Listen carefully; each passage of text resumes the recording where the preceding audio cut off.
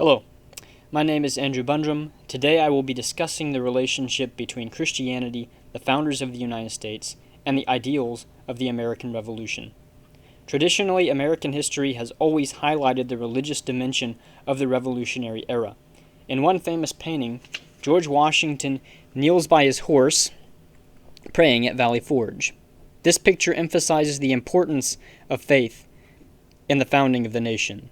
The American narrative for centuries promoted this image and the idea that the United States was a nation under God whose success had always depended upon his providence.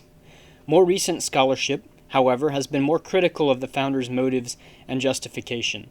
Some have suggested that most people in the late colonial period did not attend church, and scholars have highlighted the rationalist, unorthodox beliefs of individuals like Benjamin Franklin, Thomas Jefferson, Thomas Paine, and Ethan Allen.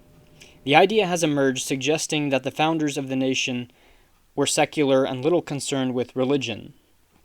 Combating this new viewpoint of the founding, scholars such as Mark Hall, Patricia Bonomi, Peter Eisenstadt, and Daniel Dreisbach have conducted in-depth research which refutes the modern attempt to secularize the founding. Bonomi and Eisenstadt defend against the assertion that colonists were unchurched. According to research looking into the U.S. Bureau of the Census, in 1750, roughly 75% of the colonists identified with one of 8 Christian denominations. Even at the height of the Revolutionary War in 1780, 59% of colonists participated in church. While church attendance does not indicate whether or not a colonist agreed with the Revolution, historians cannot reasonably claim that the colonists were not influenced by Christian thought and the preaching of the time period.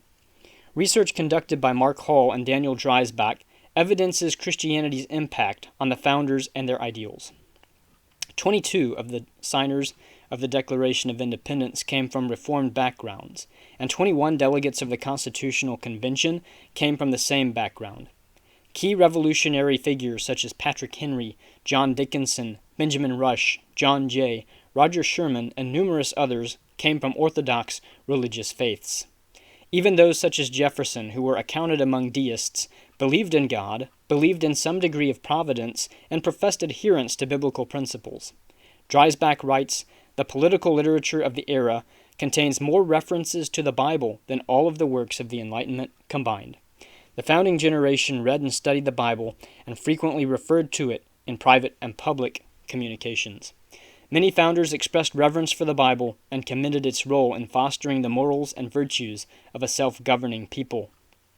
They used the Bible to justify the revolution." According to Hall, Christian ideas that influence the revolution include the image of God in man, sin nature, divine establishment of government, responsibility to obey government, and the right to resist unjust government. These ideas came not only from Enlightenment thought, but also from the philosophical and theological minds of the Protestant Reformation. Especially significant was the famous Reformed theologian John Calvin. John Adams wrote that much of his revolutionary thought came from Calvin. This famous picture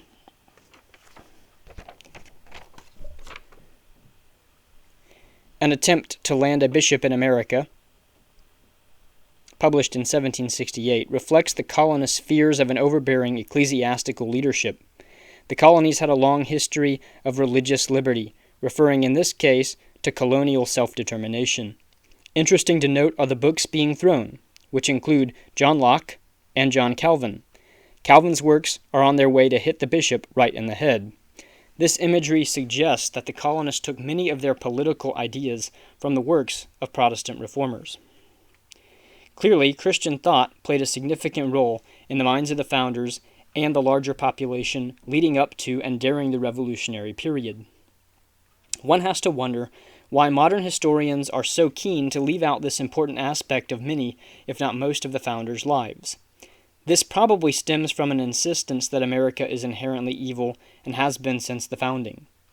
To be fair to those of such persuasion, many of the founders who called upon God as the justifier of resistance to tyranny and the grantor of the inalienable right of liberty owned slaves.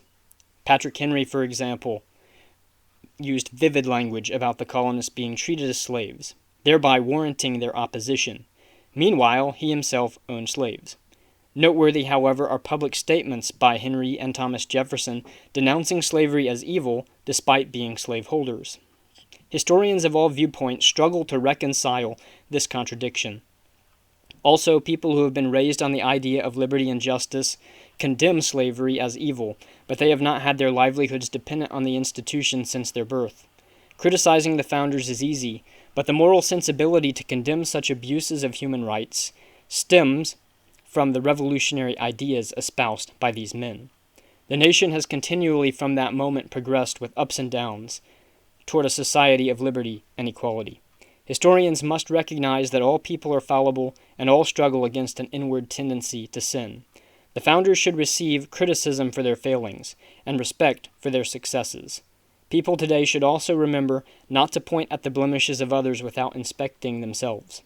The founders would no doubt have harsh words of condemnation for the secular hedonistic society of today.